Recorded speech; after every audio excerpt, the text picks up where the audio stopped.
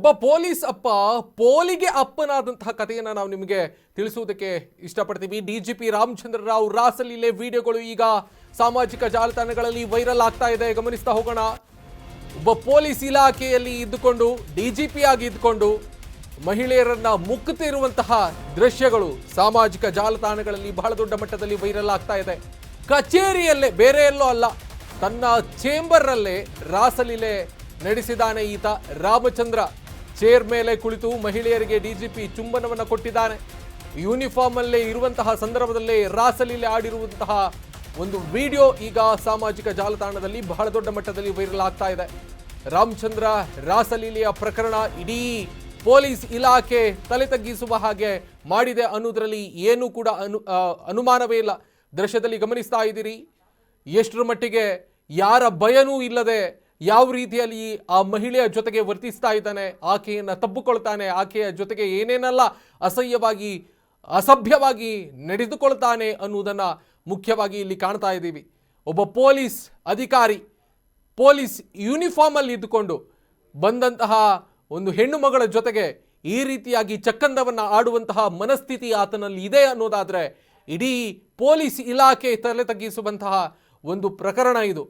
DGP ಮಟ್ಟದಲ್ಲಿ ಇದ್ದುಕೊಂಡು ಆ ಹುದ್ದೆಯನ್ನು ಅಲಂಕರಿಸಿಕೊಂಡು ಡೈರೆಕ್ಟರ್ ಆಫ್ ಜನರಲ್ ಪೊಲೀಸ್ ಆಗಿದ್ದುಕೊಂಡು ಇಂತಹ ಒಂದು ಅಸಹ್ಯವಾದಂತಹ ಕೆಲಸಕ್ಕೆ ಈತ ಮುಂದಾಗಿರೋದು. ಈತನಿಗಿರುವಂತಹ ಸೊಂಟದ ಕೆಳಗಿನ ಚರ್ಬಿ ಈಗ ಚೇಂಬರಲ್ಲೇ ತೋರಿಸ್ಕೊಂಡಿದ್ದಾನೆ. ಮಹಿಳೆಯ ಜೊತೆಗೆ ಈ ರೀತಿಯಾಗಿ ಅಸಭ್ಯವಾಗಿ ವರ್ತಿಸಿರುವಂತಹ ಈ ಡಿಜಿಪಿಯ ವಿರುದ್ಧವಾಗಿ ಈಗ ಸಾರ್ವಜನಿಕ ವಲಯದಲ್ಲಿ ಬಹಳ ದೊಡ್ಡ ಮಟ್ಟದಲ್ಲಿ ಆಕ್ರೋಶ ಕೇಳಿ ಬರ್ತಾ ಇದೆ. ಆತನನ್ನ ಆ ಪೋಸ್ಟಿಂದ ರಿಮೂವ್ ಮಾಡಬೇಕು ಸರ್ಕಾರ ಅನ್ನುವುದಾಗಿ ಈಗ ಪೊಲೀಸ್ ಇಲಾಖೆಯಿಂದ ನಿವೃತ್ತರಾಗಿರುವವರು ಮಾತ್ರ ಅಲ್ಲದೆ ಸಾರ್ವಜನಿಕ ವಲಯದಿಂದ ಬಹಳ ದೊಡ್ಡ ಮಟ್ಟದಲ್ಲಿ ಈಗ ಆಗ್ರಹ ಕೇಳಿ ಬರ್ತಾ ಇದೆ. ಕರ್ನಾಟಕ ನ್ಯೂಸ್ ಬೀಟ್ ಕೂಡ ಇಂತಹ ಕಾಮಂದರನ್ನ ಪೊಲೀಸ್ ಇಲಾಖೆಯಲ್ಲಿ ಇಟ್ಟುಕೊಳ್ಳಬಾರದು ಅನ್ನೋದನ್ನ ಗಟ್ಟಿಯಾಗಿ ಹೇಳುತ್ತೆ. ಕಚೇರಿಯಲ್ಲೇ ಕಾಮದಾಟ ಶುರು ಮಾಡಿದ್ದಾನೆ ಈತ. ಕೆಲ ಮಹಿಳೆಯರ ಜೊತೆಗೆ ರಾಮಚಂದ್ರ ರಾಸಲೀಲೆ ಆಡಿರುವಂತಹ ವಿಡಿಯೋ ಈಗ ವೈರಲ್ ಆಗಿರೋದು. ಕಳೆದ 1 ವರ್ಷದ ಹಿಂದೆ ಸರಿಯಾಗಿರುವಂತಹ ರಾಸಲೀಲೆಯ ದೃಶ್ಯ ಈಗ ಹೊರಗೆ ಬಿದ್ದಿರೋದು. ರಣ್ಯಾ ಪ್ರಕರಣಕ್ಕಿಂತ ಮೊದಲು ನಡೆದಿರುವಂತಹ ರಾಸಲೀಲೆ ಅಂತ ಈಗ ಹೇಳಲಾಗ್ತಾ ಇದೆ. DCR DGP ಆಗಿರುವಂತಹ ರಾಮಚಂದ್ರ ರಾವ್ ಇರುವಂತಹ ಒಂದು ವಿಡಿಯೋ ಈಗ ಸಮಜಾಯಿಷಿ ತೆಗೆದುಕೊಳ್ತಾ ಇದ್ದಾರೆ. ಅದು ನಾನಲ್ಲ, ಅದು AI ವಿಡಿಯೋ, ಹಾಗೆ ಹೀಗೆ ಅಂತಲ್ಲ. ಇತ್ತೀಚೆಗೆ ಗೋಲ್ಡ್ ಸ್ಮಗ್ಲಿಂಗ್ ಪ್ರಕರಣದಲ್ಲಿ ಜೈಲು ಪಾಲಾಗಿರುವಂತಹ ರಣ್ಯಾ ಆ ಪ್ರಕರಣದಲ್ಲೂ ಕೂಡ ಈತ ವಿಚಾರಣೆಗೆ ಒಳಪಟ್ಟಿದ್ರು ಅನ್ನೋದಾಗಿ ಕೂಡ ಗಮನಿಸಬೇಕಾಗತ್ತೆ. ಸೊ ಈ ವಿಡಿಯೋಗಳನ್ನು ಗಮನಿಸಿದರೆ ಇಡೀ ರಾಜ್ಯ ತಲೆ ತಗ್ಗಿಸುವಂತಹ ಪ್ರಕರಣ. ಕರ್ನಾಟಕದ ಒಬ್ಬ ಪೊಲೀಸ್ ಅಧಿಕಾರಿ ಈ ರೀತಿಯಾಗಿ ಒಬ್ಬ ಹೆಣ್ಣು ಮಗಳನ್ನು ಇಷ್ಟು ಒಂದು ಹಂತಕ್ಕೆ ಪ್ರಾಣಿಗಳೆಲ್ಲ ಮುಕ್ಕದ ಇರುವಂತಹ ರೀತಿಯಲ್ಲಿ ರಾಸಲೀಲೆಯಲ್ಲಿ ತೊಡಗಿಕೊಂಡಿರುವಂತಹ ದೃಶ್ಯಗಳನ್ನು ನೀವು ಗಮನಿಸ್ತಾ ಇದ್ದೀರಿ. ರಣ್ಯಾ ರಾವ್ ಪ್ರಕರಣ ಆಯ್ತಲ್ಲ, ಚಿನ್ನ ಕಳ್ಳ ಸಾಗಣೆಯ ಪ್ರಕರಣ. ಆಕೆಯ ಮಲ ತಂದೆ ಈತ. ಮಗಳಿಗೆ ಚಿನ್ನ, ಅಪ್ಪನಿಗೆ ಹೆಣ್ಣು, ಮಗಳಿಗೆ ಹೊನ್ನು, ಅಪ್ಪನಿಗೆ ಹೆಣ್ಣು ಅನ್ನುವ ರೀತಿಯಲ್ಲಿ ನೋಡಿ ಈ ಒಂದು ಅಸಹ್ಯವಾಗಿ ವರ್ತಿಸ್ತಾ ಇರೋದು. ಎಷ್ಟರ ಮಟ್ಟಿಗೆ ಆಕೆ ಬಟ್ಟೆಗಳನ್ನೆಲ್ಲ ಏನೇನೆಲ್ಲ ಮಾಡಿಕೊಂಡು ಗುಪ್ತಾಂಗಗಳಿಗೆಲ್ಲ ಚುಂಬನವನ್ನು ಇಟ್ಟುಕೊಂಡು ಎಷ್ಟು ಮಟ್ಟಿಗೆ ಅಸಹ್ಯವಾಗಿ ಒಬ್ಬ ಜವಾಬ್ದಾರಿಯುತವಾದಂತಹ ಸ್ಥಾನದಲ್ಲಿ ಇದ್ದುಕೊಂಡು ಪೊಲೀಸ್ ಇಲಾಖೆ ಇಡೀ ಸರ್ಕಾರ ತಲೆ ತಗ್ಗಿಸುವ ಹಾಗೆ ಮಾಡಿರುವಂತಹ ಈತನನ್ನ ಇನ್ನೂ ಕೂಡ ಇಟ್ಟುಕೊಂಡಿದ್ಯಾ? ಈಗಾಗಲೇ ಗೃಹ ಇಲಾಖೆ ಸಚಿವರು ಒಂದು ಲೆಟರ್ ಮಾಡಿ ಆತನನ್ನ ಪೋಸ್ಟಿಂದ ರಿಮೂವ್ ಮಾಡುವಂತಹ ಎದೆಗಾರಿಕೆಯನ್ನು ತೋರಿಸಬೇಕಾಗಿತ್ತು. ಬಟ್ ಗೃಹ ಸಚಿವರು ಅದನ್ನು ಮಾಡಿಲ್ಲ ಅಂತ. DGP ರಾಮಚಂದ್ರ ರಾವ್ ರಾಸಲೀಲೆ ವಿಡಿಯೋ ಈಗ ಬೆಳಕಿಗೆ ಬಂದಿರೋದು. ವಿಡಿಯೋ ಬಗ್ಗೆ ರಾಮಚಂದ್ರ ರಾವ್ ಪ್ರತಿಕ್ರಿಯೆಯನ್ನು ಕೊಟ್ಟಿದ್ದಾನೆ. ಮಹಿಳೆಯರು ಯಾರೂ ಗೊತ್ತಿಲ್ಲ ನನಗೆ, ಇದೆಲ್ಲ ಸುಳ್ಳು ಅಂತ DGP ಹೇಳಿದ್ದಾರೆ. ಕಳ್ಳ ಅಂತ ಹೇಳ್ಕೊಳ್ಳಲ್ಲ, ನಾನೇ ಕಳ್ಳ, ನಾನೇ ಕದ್ದಿರೋದು ಅಂತ ಹೇಳ್ಕೊಳ್ಳಲ್ಲ. ನಮ್ಮ ವಿರೋಧಿಗಳು ಬೇಕೆಂದು ಹೀಗೆ ಮಾಡಿಸಿದ್ದಾರೆ. ವಿಡಿಯೋದಲ್ಲಿ ಕಾಣಿಸುವ ಲೇಡಿ ಬಗ್ಗೆ ನನಗೆ ಗೊತ್ತಿಲ್ಲ. ಈ ವಿಡಿಯೋ ಏನು ಲಭ್ಯ ಆಗಿದೆ ಅದು ಆರ್ಟಿಫಿಷಿಯಲ್ ಇಂಟೆಲಿಜೆನ್ಸ್ ಇಂದ ಮಾಡಿರೋದು ಅನ್ನೋದಾಗಿ ರಾಮಚಂದ್ರ ರಾವ್ ಈಗ ಹೇಳ್ಕೊಂಡಿರೋದು. ಯಾವ ಮುಖದಲ್ಲಿ ಹೇಳ್ತಾನೆ ಅನ್ನೋದೇ ಗೊತ್ತಾಗ್ತಾ ಇಲ್ಲ. ಚೇಂಬರ್ ಅದೇ ಚೇರು, ಆತನ ಚೇಂಬರಲ್ಲಿ ಬಂದಿರುವಂತಹ ಮಹಿಳೆಗೆ ನೋಡಿ ಇಷ್ಟರ ಮಟ್ಟಿಗೆ ಅಸಹ್ಯವಾಗಿ ವರ್ತಿಸ್ತಾನೆ ಅನ್ನೋದಾದರೆ ಒಬ್ಬ ಪೊಲೀಸ್ ಅಧಿಕಾರಿಯಾಗಿ ಇದ್ಕೊಂಡು, ನಾಗರಿಕರ ರಕ್ಷಣೆಗೆ ನಿಲ್ಲಬೇಕಾಗಿರುವಂತಹ ಒಬ್ಬ ಅಧಿಕಾರಿಯಾಗಿ ಇದ್ಕೊಂಡು, ಒಬ್ಬ ಮಹಿಳೆಯರ ರಕ್ಷಣೆಗೆ ಇರಬೇಕಾಗಿರುವಂತಹ ಒಬ್ಬ ಪೊಲೀಸ್ ಅಧಿಕಾರಿಯಾಗಿ ಇದ್ಕೊಂಡು ಸ್ವತಃ ತನ್ನ ಚೇಂಬರಲ್ಲೇ ಇಷ್ಟರ ಮಟ್ಟಿಗೆ ರಾಸಲೀಲೆಯಲ್ಲಿ ತೊಡಗಿಕೊಳ್ತಾನೆ, ಚಕ್ಕಂದ ಆಟ ಆಡ್ತಾನೆ, ಕಾಮಾಂಧನ ಮನಸ್ಥಿತಿಯನ್ನು ತೋರ್ಪಡಿಸ್ತಾನೆ, ಅರಿಷಡ್ ವರ್ಗಗಳನ್ನು ನಿಗ್ರಹಿಸಿಕೊಳ್ಳುವಂತಹ ಒಂದು ಸಾಮಾನ್ಯ ಕನಿಷ್ಠ ಒಂದು ನಿರ್ವಹಣೆ ಮಾಡಿಕೊಳ್ಳುವಂತಹ ಒಂದು ಮನಸ್ಥಿತಿ ಈತನಿಗಿಲ್ವಾ ಅನ್ನುವಂಥ ಪ್ರಶ್ನೆ ಉದ್ಭವ ಆಗುತ್ತೆ. ಬಹಳ ದೊಡ್ಡ ಪ್ರಶ್ನೆ, ಬಹಳ ದೊಡ್ಡ ಚರ್ಚೆಗಳು ಈ ಸಾರ್ವಜನಿಕ ವಲಯದಲ್ಲಿ ಬಹಳ ದೊಡ್ಡ ಮಟ್ಟದಲ್ಲಿ ಕೇಳಿ ಬರ್ತಾ ಇದೆ. ಸೊಂಟದ ಕೆಳಗಿನ ಚರ್ಬಿ ಒಂದು ಸ್ವಲ್ಪ ಜಾಸ್ತಿ ಆಗಿದ್ದಿದ್ರೆ ಬೇರೆ ಎಲ್ಲೋ ಕರ್ಕೊಂಡು ಹೋಗಬೇಕಿತ್ತು. ಪೊಲೀಸ್ ಅಧಿಕಾರಿಯ ಒಂದು ಕಚೇರಿಯಲ್ಲಿ ಕೂತ್ಕೊಂಡು, ಒಂದು ಚೇಂಬರಲ್ಲಿ ಕೂತ್ಕೊಂಡು ಇಂಥ ಕೆಲಸ ಮಾಡೋದಾ?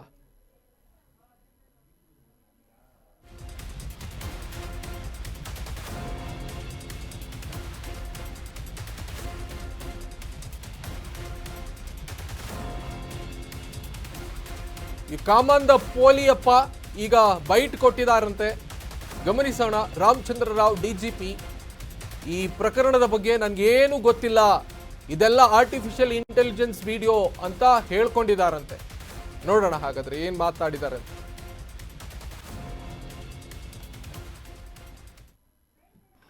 ಹಳೇದಂದ್ರೆ ಈಗ ಅದು 8 ವರ್ಷ ಹಿಂದೆ ಇದ್ದೇನೆ ನಾನು ಅಲ್ಲಿ ಬೆಲ್ಗಾಮಲ್ಲಿ.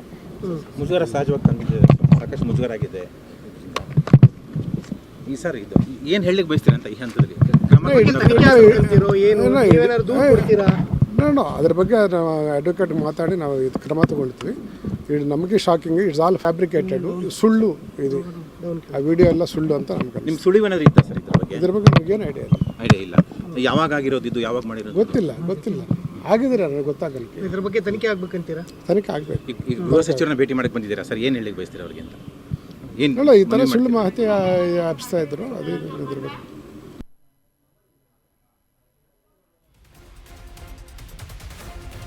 ಗೃಹ ಇಲಾಖೆಯ ಸಚಿವರಾಗಿರುವಂತಹ ಡಾಕ್ಟರ್ ಜಿ ಪರಮೇಶ್ವರ್ ಅವರ ಮನೆಗೆ ಬಂದಿದ್ದಾರೆ. ಯಾವ ಮುಖ ಹೊತ್ಕೊಂಡು ಬಂದಿದ್ದಾರೆ ಅನ್ನುವುದು ಈಗ ಪ್ರಶ್ನೆ.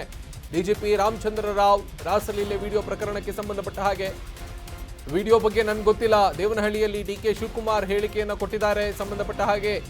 ವಿಡಿಯೋ ಬಗ್ಗೆ ಮುಖ್ಯಮಂತ್ರಿ ಸಿದ್ದರಾಮಯ್ಯನವರು ಗೃಹ ಸಚಿವರಾಗಿರುವಂತಹ ಪರಮೇಶ್ವರ್ ಕೇಳಿ ಅಂತ DCM DKಶಿ ಒಂದು ರೀತಿಯಲ್ಲಿ ಹತಾಶರಾಗಿ ಹೇಳಿದ್ದಾರೆ ಅಂತ ಅನ್ಸುತ್ತೆ. ಉಪಮುಖ್ಯಮಂತ್ರಿಗಳು, ನಿಮಗೂ ಜವಾಬ್ದಾರಿ ಇರಬೇಕು ಸಮಯ, ನೀವು ಕೂಡ ಈ ರೀತಿಯಾಗಿ ಅವ್ರನ್ನ ಕೇಳಿ ಇವ್ರನ್ನ ಕೇಳಿ ಅಂತ ಹೇಳಿದ್ರೆ ನೀವು ಸರ್ಕಾರದ ಭಾಗ ಅಲ್ವಾ? ಸರ್ಕಾರದ ಮುಖ್ಯ ಹುದ್ದೆಯಲ್ಲಿ ಇಲ್ವಾ? ನೋಡಿ, ಈ ಥರದ ಒಂದು ಅಸಭ್ಯ ವರ್ತನೆಯನ್ನು ಮಾಡ್ತಿರುವಂತಹ ಹಿಂದೆ ನಾನೇ ಅಲ್ಲ ಅನ್ನೋದಾಗಿ ಒಂದು AI intelligence, artificial intelligence video ಹೆಂಗಿರುತ್ತೆ ಅನ್ನೋದ್ರ ಬಗ್ಗೆ ಕನಿಷ್ಠ ಜ್ಞಾನವೂ ಕೂಡ ರಾಮಚಂದ್ರ ರಾವ್ಗೆ ಗೊತ್ತಿಲ್ವಾ ಹಾಗಾದ್ರೆ? ಸೊ ಇಲ್ಲಿ ಪ್ರಶ್ನೆ ಆಗೋದು, ಒಬ್ಬ ಪೊಲೀಸ್ ಅಧಿಕಾರಿ ಆಗಿದ್ಕೊಂಡು ಇನ್ನೊಬ್ಬರಿಗೆ ಯಾವ ರೀತಿಯಾಗಿ ಮಾದರಿಯಲ್ಲಿ ಇರಬೇಕಾಗಿರುವಂತಹ ಒಬ್ಬ ವ್ಯಕ್ತಿ ಈ ರೀತಿಯಾಗಿ ಒಬ್ಬ ಹೆಣ್ಣು ಮಗಳ ಜೊತೆಗೆ ವರ್ತನೆಯನ್ನು ಮಾಡ್ತಾನೆ ಅನ್ನೋದಾದ್ರೆ ಆತನ ಮನಸ್ಥಿತಿ ಎಷ್ಟರ ಮಟ್ಟಿಗೆ ಹದಗೆಟ್ಟಿದೆ ಅನ್ನೋದಾಗಿ ಗೊತ್ತಾಗುತ್ತೆ. ಸೈಕೋ ಈತ ಅನ್ನೋದು ಸ್ಪಷ್ಟ ಆಗುತ್ತೆ.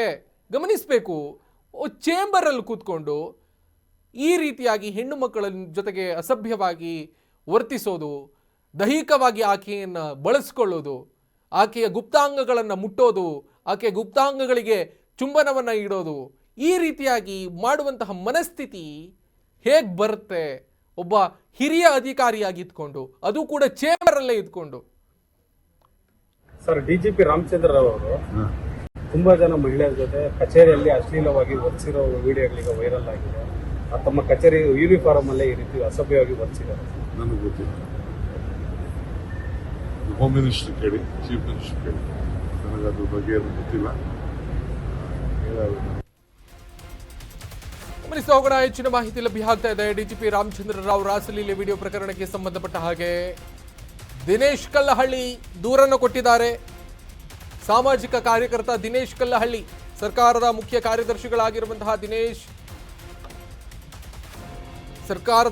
ಕಾರ್ಯದರ್ಶಿಗಳಾಗಿರುವಂತಹ ಶಾಲಿನಿ ರಜನೀಶ್ ಅವರಿಗೆ ದಿನೇಶ್ ಕಲ್ಲಹಳ್ಳಿ ಈಗ ದೂರನ್ನು ಕೊಟ್ಟಿರುವುದಾಗಿ ತಿಳಿದು ಬಂದಿದೆ.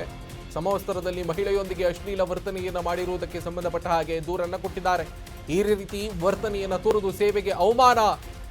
ರಾಮಚಂದ್ರ ಅಮಾನತು ಮಾಡುವ ಹಾಗೆ, ಅಮಾನತಲ್ಲ, he should be removed from this that particular post. DGP ಆ ಪೋಸ್ಟ್ ಇಂದ ರಿಮೂವ್ ಮಾಡಬೇಕು ಆತನನ್ನು. ಏನ್ ತಪ್ಪಿದೆ? ಅದನ್ನು ರಿಮೂವ್ ಮಾಡೋದ್ರಲ್ಲಿ. ನೋಡಿ, ಯಾವುದೋ ತಪ್ಪಿಲ್ಲದೆ ಇರುವಂತಹ ಪೊಲೀಸ್ ಅಧಿಕಾರಿಗಳನ್ನು ನೀವು ಸಸ್ಪೆಂಡ್ ಮಾಡ್ತೀರಿ. ಇಂತಹ ತಪ್ಪುಗಳನ್ನು ಮಾಡುವಂತಹ ಅಧಿಕಾರಿಗಳನ್ನು ಆ ಪೋಸ್ಟಿಂದ ತೆಗೆದುಹಾಕೋದಕ್ಕೆ ನಿಮಗೇನು ರೋಗ? ಹಾಗಾದರೆ ಸರ್ಕಾರಕ್ಕೆ ಯಾರೋ ಮಾಡಿರೋ ತಪ್ಪಿಗೆ ಯಾರನ್ನೋ ತಲೆದಂಡ ಮಾಡ್ತೀರಿ. ಇಲ್ಲಿ ಈತನೇ ಸ್ವತಃ ತಪ್ಪು ಮಾಡಿರೋದು ನೇರವಾಗಿ ಸಾಮಾಜಿಕ ವಲಯದಲ್ಲಿ ಗೊತ್ತಾಗ್ತಾ ಇದೆ. ಇನ್ನೂ ಕೂಡ ತನಿಖೆ ಆಗಬೇಕು, ಇನ್ನೂ ಕೂಡ ಅದಕ್ಕೊಂದು SIT ಮಾಡೋದಕ್ಕೆ ನೀವು ರೆಡಿ ಆಗ್ತಿದ್ದೀರಾ ಏನು ಅನ್ನೋದ್ರ ಬಗ್ಗೆ ಗೊತ್ತಾಗ್ತಾ ಇಲ್ಲ. ಸೊ ಇಂಥದ್ದೊಂದು ಗಂಭೀರವಾದಂಥ ಆರೋಪ ಕೇಳಿ ಬರುವಂತಹ ಹಿನ್ನೆಲೆಯಲ್ಲಿ ಆತನನ್ನು ರಿಮೂವ್ ಮಾಡಬೇಕಾಗಿರುವಂತಹ ಜವಾಬ್ದಾರಿಯುತ ಸ್ಥಾನದಲ್ಲಿರುವಂತಹ ಗೃಹ ಸಚಿವರು ಅಥವಾ ಸರ್ಕಾರ ಏನು ಮಾಡ್ತಾ ಇದೆ? ನೀವು ಸಿಟ್ಟಾದರೆ ಏನು ಎಲ್ಲವೂ ಕೂಡ ಸರಿಯಾಗಿ ಹೋಗುತ್ತಾ? ಹಾಗಾದರೆ ಸಿಟ್ಟಿಗೆ ಅಥವಾ ಈ ಥರದ ಒಂದು ಪ್ರಕರಣಗಳು ಬೆಳಕಿಗೆ ಬಂದಿದೆ ಅನ್ನೋದಾದರೆ ಮುಲಾಜಿಲ್ಲದೆ ಆತನಿಗೂ ಮತ್ತು ನಿಮಗೆ ಏನು ಹಾಗಾದರೆ ಸಂಬಂಧ? ಆ ಪೊಲೀಸ್ ಇಲಾಖೆಗೆ, ನಿಮ್ಮ ಸರ್ಕಾರದ ಅಡಿಯಲ್ಲಿರುವಂತಹ ಗೃಹ ಇಲಾಖೆಯ ಅಡಿಯಲ್ಲಿ ಬರುವಂತಹ ಪೊಲೀಸ್ ಡಿಪಾರ್ಟ್ಮೆಂಟಿಗೆ ಯಾವ ರೀತಿಯ ಧಕ್ಕೆ ಉಂಟಾಯಿತು ಇದರಿಂದ? ಜನ ಏನು ಅಂದ್ಕೊಳ್ಳಲ್ಲ? ಪ್ರಶ್ನೆ ಮಾಡಬೇಕು. ನಿಮ್ಮನ್ನು ನೀವು ಪ್ರಶ್ನೆ ಮಾಡಿಕೊಂಡ್ರೆ ನೀವು ಸರಿಯಾದಂತಹ ಸೂಕ್ತವಾದಂತಹ ಒಂದು ಕ್ರಮವನ್ನು ತೆಗೆದುಕೊಳ್ಳುವುದಕ್ಕೆ ನೀವು ಬದ್ಧರಾಗ್ತೀರಿ ಅನ್ನೋದನ್ನು ನಾವು ಇಲ್ಲಿ ಗಮನಿಸಬೇಕಾಗತ್ತೆ. ಸೊ ನಿಮ್ಮನ್ನು ನೀವು ಪ್ರಶ್ನೆ ಮಾಡಿಕೊಳ್ಳದೇ ಇದ್ದರೆ, ನೀವು ಈ ಪ್ರಕರಣವನ್ನು ಗಂಭೀರವಾಗಿ ಪರಿಗಣಿಸದೇ ಇದ್ದರೆ, ಇಂತಹ ಒಂದು ಅನಾಚಾರದಲ್ಲಿ ತೊಡಗಿಕೊಂಡಿರುವಂತಹ ಪೊಲೀಸ್ ಅಧಿಕಾರಿಯನ್ನು ಆ ಪೋಸ್ಟಿಂದ ರಿಮೂವ್ ಮಾಡಿ ಅದಕ್ಕೆ ಅರ್ಹರಾಗಿರುವಂತಹವರನ್ನು ಕೂರಿಸದೇ ಇದ್ದರೆ, ಶೇಮ್ ಆನ್ ದೆಮ್. ರಾಜ್ಯ ಸರ್ಕಾರದಲ್ಲಿ ಕರ್ತವ್ಯ ನಿರ್ವಹಿಸುತ್ತಿರುವಂತಹ ADGP ಆದಂಥ ಶ್ರೀ ರಾಮಚಂದ್ರ ರಾವ್ ಅವರು ನಡೆಸಿರುವಂಥ ರಾಸಲೀಲೆ ಮತ್ತು ಅಶ್ಲೀಲ ಚಿತ್ರಗಳುಳ್ಳ ವಿಡಿಯೋ ಸಾಮಾಜಿಕ ಜಾಲತಾಣದಲ್ಲಿ ಮತ್ತು ದೃಶ್ಯ ಮಾಧ್ಯಮಗಳಲ್ಲಿ ಹರಿದಾಡ್ತಾ ಇದೆ. ಇದು ರಾಜ್ಯ ಸರ್ಕಾರಕ್ಕೆ ನಾಚಿಕೆಗೇಡಿನ ಸಂಗತಿ. ಈ ಕೂಡಲೇ ರಾಜ್ಯ ಸರ್ಕಾರ ಸನ್ಮಾನ್ಯ ಶ್ರೀ ADGP ರಾಮಚಂದ್ರ ರಾವ್ನು ಹುದ್ದೆಯಿಂದ ಈ ಕೂಡಲೇ ಅಮಾನತುಗೊಳಿಸಬೇಕು. ಇಡೀ ಪ್ರಕರಣದ ಬಗ್ಗೆ ಉನ್ನತ ಮಟ್ಟದ ತನಿಖೆಗೆ ವಹಿಸಬೇಕು. ಗೃಹ ಇಲಾಖೆ ಇವತ್ತು ರಾಜ್ಯದಲ್ಲಿ ಮತ್ತು ರಾಷ್ಟ್ರೀಯ ಮಟ್ಟದಲ್ಲಿ ಒಳ್ಳೆಯ ಹೆಸರಿರುವಂಥ ಪೊಲೀಸ್ ಇಲಾಖೆಯಾಗಿರುತ್ತೆ. ಇಂಥ ಅಧಿಕಾರಿಗಳಿಂದ ರಾಜ್ಯದ ಗೃಹ ಇಲಾಖೆಯ ಮಾನ ಬೀದಿಲಿ ಹರಾಜಾಗ್ತಾ ಇದೆ. ರಾಜ್ಯ ಸರ್ಕಾರ ಈ ಕೂಡಲೇ ಇಡೀ ಪ್ರಕರಣವನ್ನು ಉನ್ನತ ಮಟ್ಟದ ತನಿಖೆಗೆ ವಹಿಸಬೇಕು. ದಕ್ಷ ಮತ್ತು ಪ್ರಾಮಾಣಿಕ ಅಧಿಕಾರಿಗಳಿಂದ ಇಡೀ ಪ್ರಕರಣವನ್ನು ತನಿಖೆಗೆ ವಹಿಸುವುದರ ಜೊತೆಗೆ ಈ ಕೂಡಲೇ ಇಂಥ ಅಧಿಕಾರಿಯನ್ನು ಹುದ್ದೆಯಿಂದ ಈ ಕ್ಷಣದಿಂದಲೇ ಅಮಾನತುಗೊಳಿಸಬೇಕು. ರಾಜ್ಯ ಸರ್ಕಾರದ ಮುಖ್ಯ ಕಾರ್ಯದರ್ಶಿಗಳು ಮತ್ತು ಗೃಹ ಇಲಾಖೆಯ ಪ್ರಧಾನ ಕಾರ್ಯದರ್ಶಿಗಳಿಗೆ ನಾನು ಈಗಾಗಲೇ ಇದರ ಬಗ್ಗೆ ಗಂಭೀರವಾದಂಥ ಒಂದು ದೂರನ್ನು ಕೂಡ ನೀಡಿದ್ದೇನೆ. ಸರ್ಕಾರ ಈ ಪ್ರಕರಣದಲ್ಲಿ ಯಾವುದೇ ರೀತಿಯಾದಂಥ ಲೋಪ ಇಲ್ಲದಂತೆ ಈ ಕೂಡಲೇ ಪ್ರಕರಣವನ್ನು ತನಿಖೆಗೆ ವಹಿಸಿದರೆ ರಾಜ್ಯ ಸರ್ಕಾರಕ್ಕೆ ಅಂಟಿರುವಂಥ ಈ ಕಳಂಕ ಸ್ವಲ್ಪ ಮಟ್ಟಿಗಾದರೂ ತೊಡೆದಾಕುವಂಥ ಸಾಧ್ಯತೆ ಇದೆ. ಸರ್ಕಾರ ಇಂಥ ಪ್ರಕರಣವನ್ನು ಗಂಭೀರವಾಗಿ ಪರಿಗಣಿಸಬೇಕು. ಇದರಲ್ಲಿ ಯಾರನ್ನೂ ಕೂಡ ರಕ್ಷಣೆ ಮಾಡುವಂಥ ಕೆಲಸ ಆಗಬಾರ್ದು. ಹಾಗಾಗಿ ಸನ್ಮಾನ್ಯ ಮುಖ್ಯಮಂತ್ರಿಗಳಾದಂಥ ಶ್ರೀ ಗೌರವಾಂತ ಸಿದ್ದರಾಮಯ್ಯ ಅವರು ಈ ಕೂಡಲೇ ಈ ಪ್ರಕರಣವನ್ನು ಉನ್ನತ ಮಟ್ಟದ ತನಿಖೆಗೆ ವಹಿಸಿ ರಾಜ್ಯದ ಜನತೆಗೆ ಒಂದು ಸ್ಪಷ್ಟ ಸಂದೇಶ ಕೊಡಬೇಕಂತೇಳಿ ನಾನು ಈ ಸಂದರ್ಭದಲ್ಲಿ ಒತ್ತಾಯ ಮಾಡ್ತೇನೆ.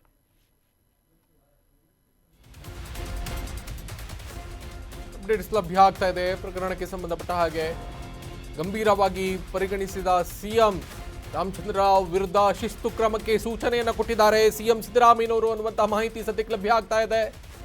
ರಾಮಚಂದ್ರ ರಾವ್ ವಿರುದ್ಧ ಶಿಸ್ತು ಕ್ರಮಕ್ಕೆ ಸೂಚನೆಯನ್ನು ಕೊಟ್ಟಿದ್ದಾರೆ ಮುಖ್ಯಮಂತ್ರಿಗಳಾಗಿರುವಂತಹ ಸಿದ್ದರಾಮಯ್ಯನವರು. ಇಲಾಖೆಯಿಂದ ತನಿಖೆ ಮಾಡಿಸುವ ಹಾಗೆ ಸೂಚನೆಯನ್ನು ಕೊಟ್ಟಿದ್ದಾರೆ. ಕ್ರಮಕ್ಕೆ ಮುನ್ನ ರಾಜೀನಾಮೆ ಕೊಡ್ತಾರಾ DGP? ಕೊಡಬೇಕು, ಕೊಟ್ಟರೆ ಮರ್ಯಾದೆ ಉಳಿಯುತ್ತೆ.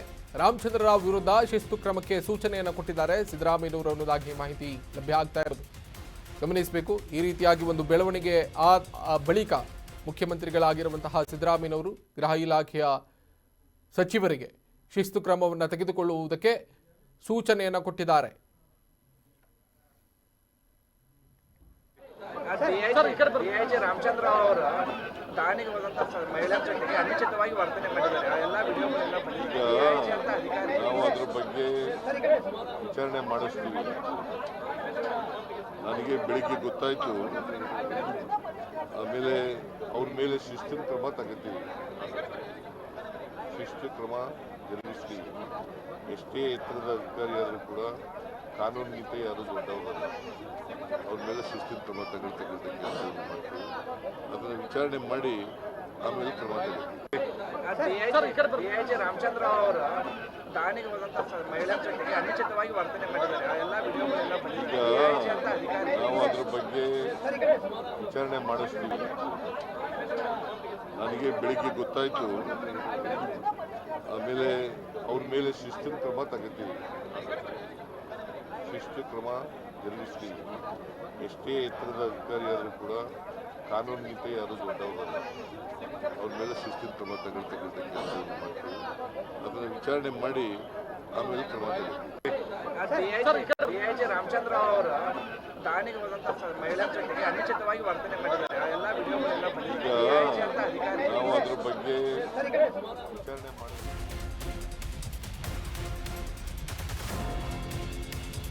ಪ್ರಕರಣಕ್ಕೆ ಸಂಬಂಧಪಟ್ಟ ಹಾಗೆ ಮತ್ತೊಂದು ಅಪ್ಡೇಟ್ಸ್ ಲಭ್ಯ ಆಗ್ತಾ ಇದೆ. ಡಿಜಿಪಿ ರಾಮಚಂದ್ರ ರಾಸಲೀಲೆ ವಿಡಿಯೋ ಪ್ರಕರಣಕ್ಕೆ ಸಂಬಂಧಪಟ್ಟ ಹಾಗೆ ಪ್ರಕರಣದ ಬಗ್ಗೆ ಸಿಎಂ ಸಿದ್ದರಾಮಯ್ಯ ರಿಯಾಕ್ಟ್ ಮಾಡಿದ್ದಾರೆ. ನನಗೆ ಮುಂಜಾನೆ ಈ ಬಗ್ಗೆ ಗೊತ್ತಾಯಿತು, ಸಿಎಂ ಸಿದ್ದರಾಮಯ್ಯವ್ರಿಗೆ ಗೊತ್ತಾಯಿತು ಅಂತೆ. ಬೆಳಗಾವಿಯ ನಂದಗಡದಲ್ಲಿ ಸಿದ್ದರಾಮಯ್ಯ ಹೇಳಿಕೆಯನ್ನು ಕೊಟ್ಟಿದ್ದಾರೆ. ವಿಡಿಯೋ ವೈರಲ್ ಬಗ್ಗೆ ವಿಚಾರಣೆ ಮಾಡಿಸ್ತೇವೆ, ಅವರ ವಿರುದ್ಧ ಶಿಸ್ತು ಕ್ರಮ ಕೈಗೊಳ್ತೇವೆ ಅನ್ನೋದಾಗಿ ಸಿದ್ದರಾಮಯ್ಯ ಹೇಳಿಕೆಯನ್ನು ನೀಡಿರೋದು. ಎಷ್ಟೇ ಎತ್ತರದ ವ್ಯಕ್ತಿಯಾಗಿದ್ರೂ ಕೂಡ ಕ್ರಮ ಕೈಗೊಳ್ತೇವೆ ಅನ್ನೋದಾಗಿ ಹೇಳಿದ್ದಾರೆ. ಕಾನೂನು ಮುಂದೆ ಯಾರು ಕೂಡ ದೊಡ್ಡವರಲ್ಲ. ನಂದಗಡದಲ್ಲಿ ಸಿಎಂ ಸಿದ್ದರಾಮಯ್ಯ ಈ ರೀತಿಯಾಗಿ ಒಂದು ಹೇಳಿಕೆಯನ್ನು ನೀಡಿದ್ದಾರೆ. ಮಾಧ್ಯಮದ ವರದಿಗಾರರಿಗೆ ಪ್ರತಿಕ್ರಿಯಿಸಿರುವಂತಹ ಮುಖ್ಯಮಂತ್ರಿ ಸಿದ್ದರಾಮಯ್ಯನವರು ಈ ಡಿಜಿಪಿಯ ರಾಸಲೀಲೆ ಪ್ರಕರಣಕ್ಕೆ ಸಂಬಂಧಪಟ್ಟ ಹಾಗೆ ಸಿದ್ದರಾಮಯ್ಯನವರು ಈಗ ಖಡಕ್ಕಾಗಿ ಒಂದು ಸೂಚನೆಯನ್ನು ಕೊಟ್ಟಿದ್ದಾರೆ ಅನ್ನುವಂಥ ಮಾಹಿತಿ ಸದ್ಯಕ್ಕೆ ಲಭ್ಯ ಆಗಿದೆ. ಈ ಡಿಜಿಪಿಯ ರಾಸಲೀಲೆ ಪ್ರಕರಣಕ್ಕೆ ಸಂಬಂಧಪಟ್ಟ ಹಾಗೆ ಮಾತನಾಡುವುದಕ್ಕೆ ದೂರವಾಣಿ ಸಂಪರ್ಕದಲ್ಲಿದ್ದಾರೆ ಸಾಮಾಜಿಕ ಕಾರ್ಯಕರ್ತರಾಗಿರುವಂತಹ ದಿನೇಶ್ ಕಲ್ಲಹಳ್ಳಿ. ಸರ್ ನಮಸ್ತೆ, ನನ್ನ ಧ್ವನಿ ನಿಮಗೆ ಸ್ಪಷ್ಟವಾಗಿ ಕೇಳಿಸ್ತಾ ಇದ್ರೆ ಈ ಡಿಜಿಪಿ ರಾಮಚಂದ್ರ ಅವರ ಈ ಒಂದು ವರ್ತನೆ, ಮಹಿಳೆಯರ ಜೊತೆಗೆ ಅಸಭ್ಯವಾಗಿ ವರ್ತಿಸಿರುವಂತಹ ವಿಡಿಯೋ ಈಗ ಹೊರಗೆ ಬಂದಿರೋದು. ಈ ವಿಡಿಯೋದ ವಿರುದ್ಧವಾಗಿ ನೀವು ದೂರನ್ನು ಕೊಡ್ತೀರಿ. ಈ ಡಿಜಿಪಿ ರಾಮಚಂದ್ರ ವಿರುದ್ಧವಾಗಿ ಸರ್ಕಾರಿ ಕಾರ್ಯದರ್ಶಿಗಳಾಗಿರುವಂತಹ ಶಾಲಿನಿ ರಜನೀಶ್ ಅವರಿಗೆ ದೂರನ್ನು ಕೊಡ್ತೀರಿ. ಈ ವಿಡಿಯೋ ನಿಮ್ಗೆ ಹೇಗೆ ಲಭ್ಯ ಆಯಿತು, ಏನು ಎತ್ತ, ಅದ್ರ ಬಗ್ಗೆ ಒಂದಿಷ್ಟು ಮಾಹಿತಿ ಕೊಡೋದಾದ್ರೆ. ಸರ್ ನಮಸ್ತೆ ಸರ್. ನಮಸ್ತೆ ಸರ್. ನಮಸ್ತೆ. ಎಲ್ಲಾ ಸಾಮಾಜಿಕ ಮಾಧ್ಯಮಗಳು, ದೃಶ್ಯ ಮಾಧ್ಯಮಗಳಲ್ಲಿ ಹರಿದಾಡ್ತಾ ಇತ್ತು. ಜವಾಬ್ದಾರಿತ ಸ್ಥಾನದಲ್ಲಿರುವಂತಹ ರಾಜ್ಯದ ಹಿರಿಯ IPS ಅಧಿಕಾರಿಯೊಬ್ಬರು ತನ್ನ ಕಚೇರಿ ಮತ್ತು ಅಧಿಕಾರವನ್ನು ದುರುಪಯೋಗ ಪಡಿಸಿಕೊಂಡಂತ ಈ ಪ್ರಕರಣದ ಬಗ್ಗೆ ನಾನು ಇವತ್ತು ಈ ರಾಜ್ಯ ಸರ್ಕಾರದ ಮುಖ್ಯ ಕಾರ್ಯದರ್ಶಿಗಳು ಮತ್ತು ಗೃಹ ಇಲಾಖೆಯ ಪ್ರಧಾನ ಕಾರ್ಯದರ್ಶಿಗಳಿಗೆ ಒಂದು ಗಂಭೀರವಾದಂತಹ ದೂರನ್ನ ನೀಡಿ ಇವರ ವಿರುದ್ಧ ಒಂದು ಸೂಕ್ತ ಕ್ರಮ ಕೈಗೊಳ್ಳುವಂತೆ ನಾನು ಈಗಾಗಲೇ ದೂರು ನೀಡಿದ್ದೇನೆ. ರಾಜ್ಯ ಸರ್ಕಾರದ ಅಧೀನದಲ್ಲಿ ಕರ್ತವ್ಯ ನಿರ್ವಹಿಸುತ್ತಿರುವಂತ ಹಿರಿಯ IPS ಅಧಿಕಾರಿ ಶ್ರೀ ರಾಮಚಂದ್ರ ರಾವ್ ಅವರು ತನ್ನ ಕಚೇರಿಯ ಹುದ್ದೆ ಮತ್ತು ಅಧಿಕಾರವನ್ನು ದುರುಪಯೋಗಪಡಿಸಿ ಶಿಸ್ತು ಮತ್ತು ಸಂಯಮ, ನೈತಿಕತೆ ಮತ್ತು ಮಹಿಳಾ ಗೌರವವನ್ನ ಕಾಪಾಡಬೇಕಾದಂತ ಒಬ್ಬ ಹಿರಿಯ ಅಧಿಕಾರಿ ಅವರು ಈ ರೀತಿ ಕಾನೂನು ಬಾಹಿರವಾಗಿ ನಡ್ಕೊಂಡಿರುವಂತದ್ದು, ಅಶ್ಲೀಲ ಮತ್ತು ಅಸಭ್ಯತೆ ಮತ್ತು ನೈತಿಕತೆ ಇಲ್ಲದ ವರ್ತನೆ ನಡೆಸಿರುವಂತದ್ದು ಇಡೀ ರಾಜ್ಯದ ಗೃಹ ಇಲಾಖೆ ಮತ್ತು ಕರ್ನಾಟಕ ರಾಜ್ಯದ ಸರ್ಕಾರ ತಲೆ ತಗ್ಗಿಸುವಂತ ಪ್ರಕರಣ ಆಗಿದೆ.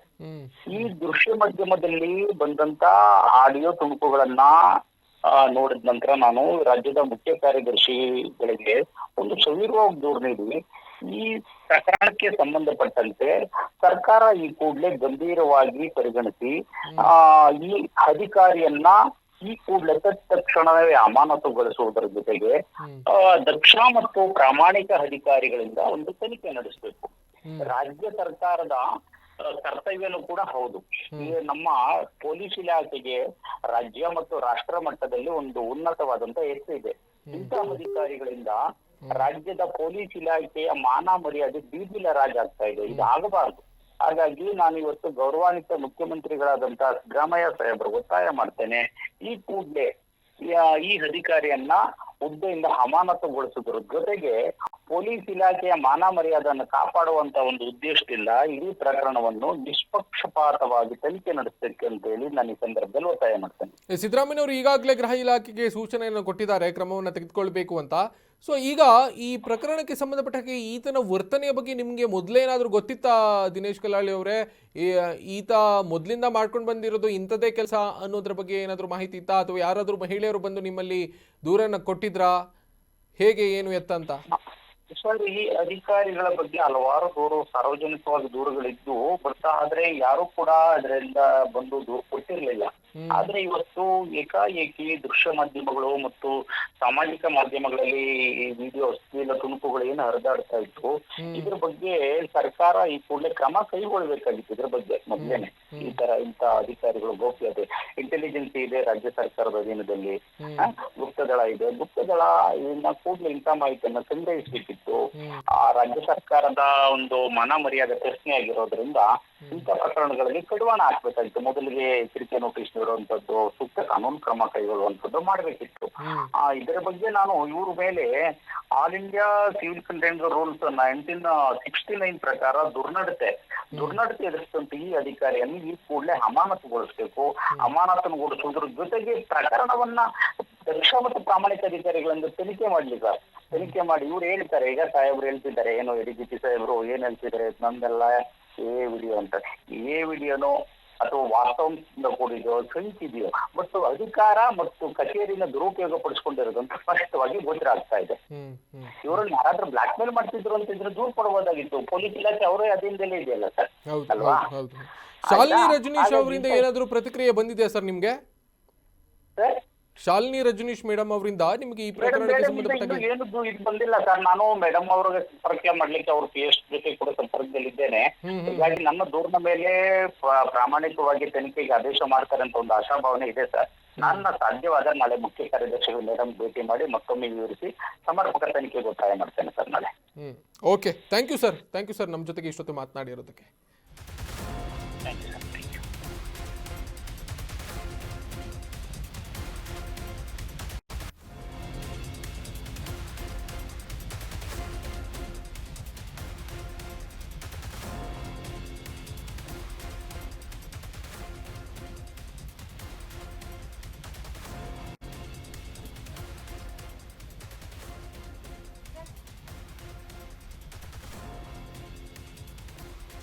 ಗಮನಿಸಿದ್ರಿ, ಸಾಮಾಜಿಕ ಕಾರ್ಯಕರ್ತರಾಗಿರುವಂತಹ ದಿನೇಶ್ ಕಲ್ಲಹಳ್ಳಿ ನಮ್ಮ ಜೊತೆಗೆ ದೂರವಾಣಿ ಸಂಪರ್ಕದಲ್ಲಿ ಮಾತನಾಡ್ತಾ ಇದ್ರು. ಶಾಲಿನಿ ರಜನೀಶ್ ಮೇಡಮ್ ಅವರಿಗೆ ಸರ್ಕಾರದ ಚೀಫ್ ಸೆಕ್ರೆಟರಿ ಅವರಿಗೆ ದೂರನ್ನು ಕೊಟ್ಟಿದ್ದಾರೆ.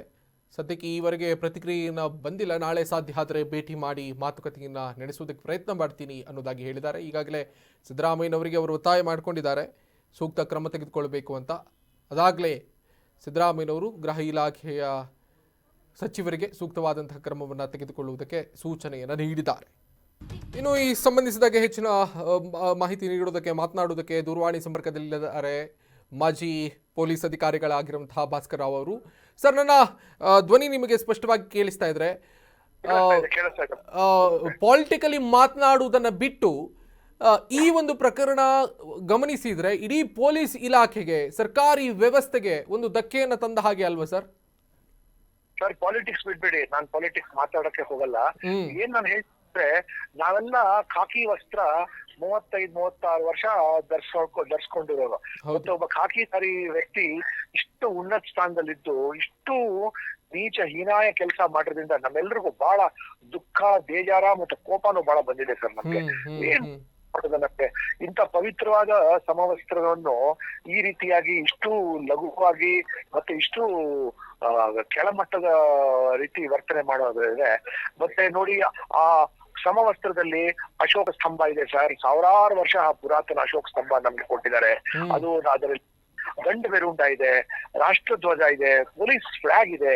ಅದೆಲ್ಲ ಇಟ್ಕೊಂಡು ಇಂಥ ಕೀಳ ಮಟ್ಟದ ಕೃತ್ಯ ನಡೆಸೋದ್ರಿಂದ ಎಷ್ಟು ನಮ್ಗೆ ಬೇಜಾರ ಕೋಪ ಬರುತ್ತೆ ಅಂದ್ರೆ ನಮ್ಗೆ ಎಕ್ಸ್ಪ್ರೆಸ್ ಮಾಡಕ್ಕಾಗಲ್ಲ. We are all in shock. ನಾನೊಬ್ಬನೇ ಅಲ್ಲ, ಇಂತ ಹಿರಿಯ ಅಧಿಕಾರಿಗಳು ಬಹಳ ವರ್ಷ ಹಿಂದೆ ರಿಟೈರ್ ಆದವ್ರು ಕೂಡ ಒಬ್ಬ ಸಣ್ಣ ಅಧಿಕಾರಿ ಕಾನ್ಸ್ಟೇಬಲ್ ಈ ರೀತಿ ತಪ್ಪು ಮಾಡಿದ್ರೆ ನಾವು ಅವನ ಮೇಲೆ ಅಷ್ಟು ಹಿರಿಯ ಅಧಿಕಾರಿ ಹಂಗ್ ಮಾಡಕ್ ಹೋದ್ರೆ ಏನಂತ ನಾವು ಮಖ ತೋರ್ಸೋದು ಸರ್ ನಾವು ಸಮಾಜದಲ್ಲಿ?